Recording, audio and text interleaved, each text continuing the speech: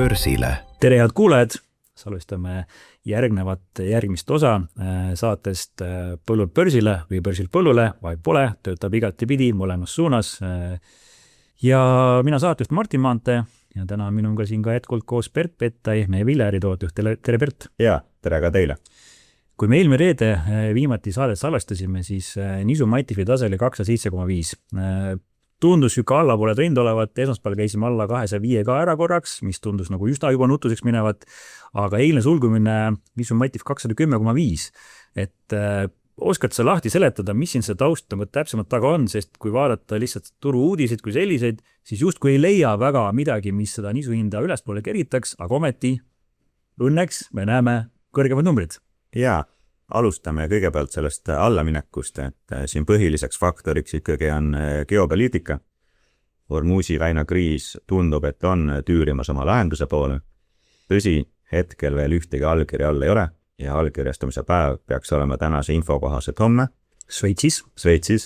Aga nagu ka eelmine kord mainisime, siis see sõda on juba mitu korda läbi saanud ja siis jällegi ei ole läbi saanud. Et loodame, et seekord nad päriselt jõuavad ka sinna lõpuni. Ja, et eelmine saade ma täitsa ekslikult ütlesin, et see konflikt on lõppenud 10 korda, tegelikult on see nüüd 39. kord. Nii et loodame, et see on see õnnelik kord, kus ka lõplik lahendus tekib. Et sest, et jah, mida me sealt ju ootaks on ikkagi see, et meil energiahinnad tulevad alla ja tegelikult on ka tulnud alla. Brenti ja toornafta reedel salvestasime oli alla 90 üle pika aja, täna kaupleb 78 peal, ehk siis juba alla $80 barreli eest. Et neid numbrid me pole näinud ikkagi juba tükk aega. Ja, aga reaalse transpordina languseni võib see alles jõuda mõne kuu pärast alles sügisel. Täna on selline huvitav turu olukord, kus siis ostjad maksavad preemiumi, aga põllumehed saavad alla hindlust, sest et transport, peamiselt meretransport kui ka maanteetransport sööb selle hinna vahe lihtsalt ära. Ja see lihtsalt selle laevatuse hinnaga, ta ongi tõesti väga kõikuv ja volatiilne, lihtsalt tuletan meelde ka aega, mis oli küll ammu, oli COVID-i aeg, kus tegelikult laevatus oli sisuliselt, ma ei saa öelda, et tasuta, aga ega seal väga palju puudu ka ei jäänud, nii et oleme olnud ka kunagi hoopis teises äärmuses. Kui võtta nüüd ette Nisu, siis tegelikult Nisu eemaldus sellest kriisist juba varem. Et siin juba viimased pea kuu aega ei ole Nisu Matif reageerinud Hormuzi väina kriisiteemadele ega ka Trumpi säutsudele. Et tuli lihtsalt Nisu hinnas sisse hooajalisus. Et me hakkame lõuna pool jõudma koristusele lähemale ja osades piirkondades juba koristus käib. Ja paratamatult on Euroopas tulemas suur saak ja on ka suured laovarud. Ning kõikidele riikidel ei ole sellist luksust nagu meil, et nad suudavad kogu oma saagi oma ladudest ära mahutada. Ja nad peavad tegema agressiivselt hooajamüüki. Ja selleks hakkas turg valmistuma. Ja mis on nagu huvitav statistika või numbrite mäng on see, et Matif läks langustrendi 26. mail. Et Martin, tegelikult see on ju vägagi huvitav kuupäev või sellega on ka muid spekulatsioone ja jutte. Jah, et 26. mai on siis statistiliselt viimase 15 aasta baasil süke parim päev, et oma uue saagi Nisu lukku panna, et ma seda siin suure häälega kuskil käisin ja rääkisin ka päris mitmes kohas ja siin oma kolleegidele ja tegelikult on natuke halb tunne, et ongi nii läinud. et kuidagi peale 26. maid me selle allapoole trendi paraku saime. Ütleme niimoodi, et olen oma sõnadega järgmine kord ettevaatlikum. Jah, tasub olla küll, jah. Aga kui me vaatame ka täpselt selle aasta hinnadesse sisse, siis selle aasta seni kõrgem teraviljade hinnatase oli 13. mail, aga ka seesama just räägitud 26. mai oli ikkagi kõrge hinnatasemega. Sööda Nisul toona oli veel 190, Oder 184, võrreldes eilse hinnaga siis Sööda Nisul 176, Oder 173. Et tegelikult taas kord oli väga okei aeg hinna fikseerimiseks, kes seal päeval tegid. Ja, samas teise külje pealt ma saan aru, et meid on ikkagi ootamas ka sellised kuumalained Euroopas, mis võivad jällegi mängu meil mingil määral muuta. Ja, et Nisu poolelt, mida praegust siin järgneva nädala jooksul jälgida on, kui vaatate õhtuti ilmateadet, et mis on need ilmad seal Kesk-Euroopas, Prantsusmaal, Hispaanias, et seal põhilistes teravilja kasutuspiirkondades täna näitavad isegi ilmaennustused üle 40 kraadised kuumasid, mis võib saagile mõju avaldada ja saagikust vähendada. aga ma tänaseks ei ole veel raporteeritud mingit saagikahju, et täna jätkuvalt Prantsusmaa nisu hea või väga hea olukorra protsent on 77, mis on sarnases augus, kus oli eelmine aasta. Ja üldjuhul siit selleks, et teha märgilist saagikahju, peaks järgneva kuu jooksul kuni koristuseni see protsent langema päris kõvasti, mis on juhtunud ainult ühel korral, viimasel 15 aastal, see oli aastal 2016, aga seal ei olnud tegemist kuumaga, vaid oli väga sarnane aasta nagu meil eelmine aasta, kus oli külm ja märg. Ja me teame, et külm ja märg on see, mis tihtipeale teeb suuremat saagikahju kui kuum ja põlu. Jah, kes ei taha vaadata õhtuti ilmaennustust, siis võib kasutada minu häkki, ehk siis jälgida Tour de France'i, mis peaks ka varsti pihta hakkama, ja siis te näete ka ilusti ära Prantsusmaa väga eri piirkonnades, kui ilusad põllud on, kas on koristatud, kas ei ole koristatud, kas sajab või ei saja. Nii et ma ei ole jalgratta spordifänn, aga Tour de France'i mõnda etappi tasub vaadata, et lihtsalt aru saada, mis olud on Prantsusmaal. Et ei pea ise selleks kohale sõitma. Aga rääkides veel korraks sellest ka külmast ja viimast, siis mis tegelikult ka nisu hinda meil mingil määral mõjutab, on mais. Ja maisi olud USAs, kes on meil ikkagi maailma suurim maisi tootja jätkuvalt, kui me eelmine saade mainisin, et on tulemas vihmad, tuuled, tornaadod, siis need on realiseerinud, vihma tulnud päris palju. Ja täna kogu turg vaatab seda ikkagi pigem toetavana, et meil on niiskust väga hea, järelikult taimiks kasvada, aga edased temperatuurid on ka pigem nagu natukene leebemad, ei ole väga kuuma, optimaalsed tasemed, aga tegelikult sadu lubab veel.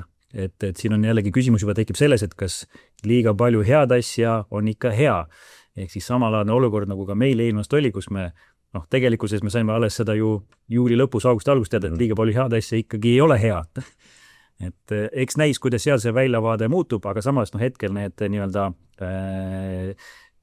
maisi reitingud, mida sa enne mainis ka nisu kohta, et maisi reitingud püsivad jätkuvalt pigem head, sükke 1% punkt üle pikaaegse keskmise. Nii et, aga see on kindlasti sektor või piirkond, mida tasub jälgida. Jaa. Ja kui tuleme tagasi veel Euroopa juurde ja meie Matifi juurde, siis üks faktor, mis on hinda tagasi 210 peale tõstnud, on nagu me rääkisime just põuad ja kuumus, kuid ka teine on see, et fondid olid väga tugevalt ju panustanud turulangusele. Ja nüüd, kui selle konflikti lahenemise valguses käis allapoole korrektuur, siis paljud fondid nägid seal kohta, et oma positsioone sulgeda, natukene kasumit ära killustada ja sellega hakkasid oma positsioone tagasi ostma, mis siis aitas meil minna nisu Matifiga uuesti ülespoole trendi. Jah, fondi inimesed, pole, kuidas me neid nimetame, spekulantideks või treideriteks või kuidas keegi vähegi tahab seda sõna sinna külge leiutada, aga need on ikkagi inimesed, kes otsivad ainult mustrid. See, kuidas see vili kuskil kasvab, on ta pikali püsti, mis iganes asendis või olukorrast on, see ei ole nendeks oluline, ainult trendide otsimine on see, mida siis tahetakse näha. Ja ega siin ju esmaspäeval ka oli USAs samuti siis ju rekord languse peale positsioonide panustamise siis tühistamine. See oli rekordiline laine, et siis kõik need sojaõlid, sojad, maisid, nisud, kõik, et kõik võeti siis täitsa tuimalt pandi kinni, pandi raha taskusse ja nüüd otsistaksegi uut trendi, nii et kui see trend tuleb ülespoole, kas selle ostavad üles fondid või tuleb see mingitest muudest fundamentaalsetest tingimustest, tegelikult meil ju polegi vahet, meie tahame lihtsalt kõrgemat hinda või teie head kuulajad, ja te saaksite jälle midagi lukku panna, sest ega see saagikoristusaeg ei ole enam väga kaugel. Jaa. Ja põllumehed, kes meil jälgivad ise ka börsi, siis see 210 tase on isest huvitav tase, et siit kuhu poole me edasi hakkame liikuma.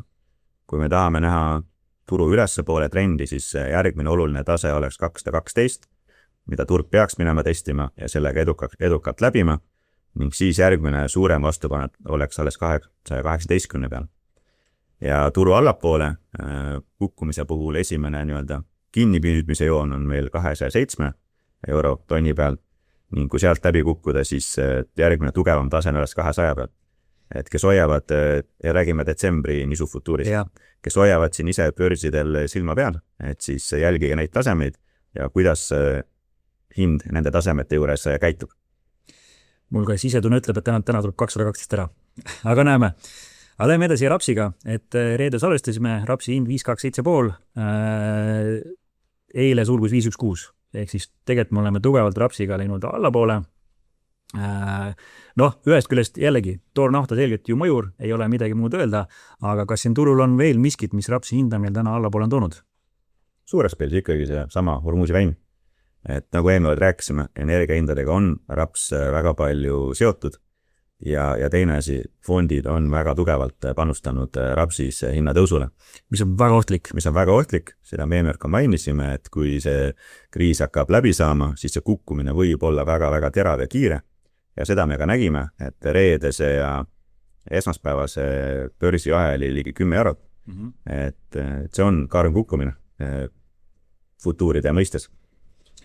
Jah, ütleme, mis mina veel lugesin välja siin turgudelt on siis Ukraina on lõikamas väga head rapsisaki, et pluss 17% eelmise aastaga juurde ja mis teeb kogusagis 3,9 miljonit tonni, et see on Ukraina mõttes ka väga suur rapsisaak on sealt see aasta terendamas.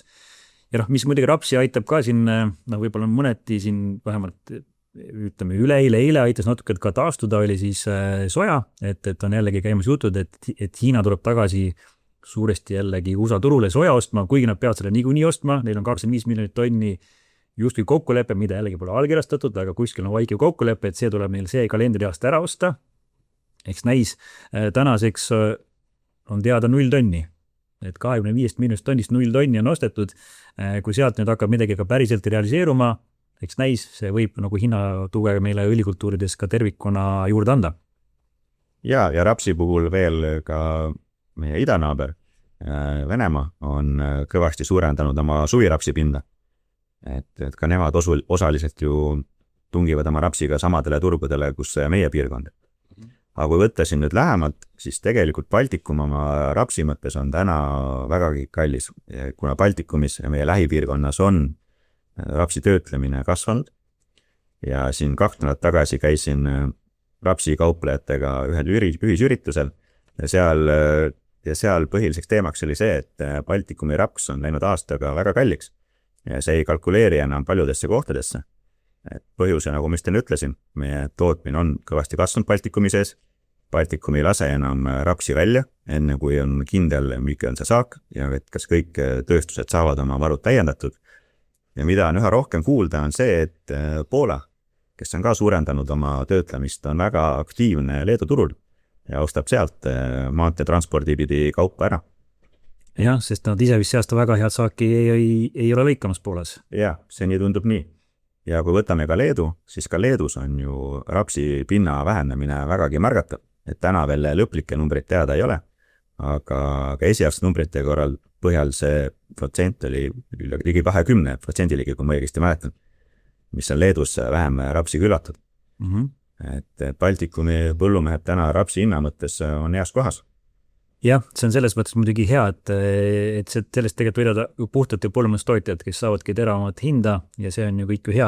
Väga huvitav, et sa mainid seda Venemaa rapsi asjaolu, sest ma tegelikult seda lugesin juba siin talveperioodil, aga vaata Venemaa kohta kunagi ei tea, kas on tõsi või vale. Et ka seal justkui käis läbi, et planeeritakse suurendada oluliselt rapsi pinda, nii suvirapsi külvis, taliraps oli selleks hetkeks muidugi külvatud, aga just selle kaalutusel, et see nisu rapsi hinna suhe, et kui sul nisu hind on seal tõesti seal, ma ei tea, Venemaal seal võib-olla 160 taala või 170 taala per tonn, aga sa rapsi eest seal ulud välja seal julgelt üle 400 või isegi 500 alla nagu dollarites, tegelikkuses see on nagu päris suur vahe ja seda Vene põllumees on endale tundub, et rohkem ka teadvustanud ja tulenevalt sellest siis see pind arvatavasti on ka kasvanud. Ja kui see vahe õlikultuuride ja teraviljade vahel püsib, siis ma julgeks väita, et meil järgmisel aastal tuleb kas rekordiline või rekordilähedane õlikultuuride kasvupind. Jah, aga see juba puhtalt sõltub ka sellest, millised külviolud meil jälle sügisel on. Need on meil olnud ikkagi aega pigem üsna välja kutsuvad, aga see on sellest jälle kõik sõltub. Mis positiivse poole pealt võib-olla saate lõpetuseks tuua välja on see, et karbamiidi hind on langenud oluliselt, et kui me siin Hormuzi väina kriisi alguses oli karbamiidi tase siuke $420-30 per tonn, tipus käis ära $720, siis tänaseks on hind kukkunud 360 peale, et tegelikkuses nagu pool on hinnast juba ära kadunud, et see on kindlasti nagu väga huvitav asjaolu, et see võiks just aidata meil lämmastigi hinda tuua natukene alla, natukene kindlasti see tuleb viibega, sest paraku on ammoniaak on veel kallis. et see nagu seda lämmastikku võib-olla sellist ülikiiret hinnataset nagu niimoodi alla ei kipu tooma, aga eeldused on täna tegelikult päris head ja siin tasub kindlasti silmad lahti hoida siin võib-olla suve teises pooles, et kas on võimalik mingid 2027 saagi head matemaatikat lukku panna. Et seal tasub kindlasti jälgida, et mis nagu põnevad sealt on tulemas ja samas me teame, et Hormuzi väinas on jätkuvalt 40 vähemalt suurt väetselaeva kinni, sest nad julge sealt ikkagi läbi veel sõita, see on kaup, mis on laetud veebruarikuus, märtsikuus, ei ole veel sealt lahkunud, et kaupa justkui tegelikult nagu ei liigu, aga kes on aidanud täna likviidsust kaubaosast tuua turule on Hiina. Et Hiina on suurendanud oma karbamiidi tootmist ja hakanud siis tegema taaskord eksporti üle aastate. Nii et see on üks positiivne asi ka, mida siin saate lõpetuseks teile mainida. Aga tänaseks kõik. Ma arvan, et sai teile väga häid olulisi detaile teadmiseks, mis hinnatasemeid jälgida. Soovime teile head jaaniaega ja tiilakauplemist veel nendel tööpäevadel, mis meil on siin ennem jaani ja uute kuulmisteni. Ja, uute kuulmisteni ka minu poolt. Põllult börsile.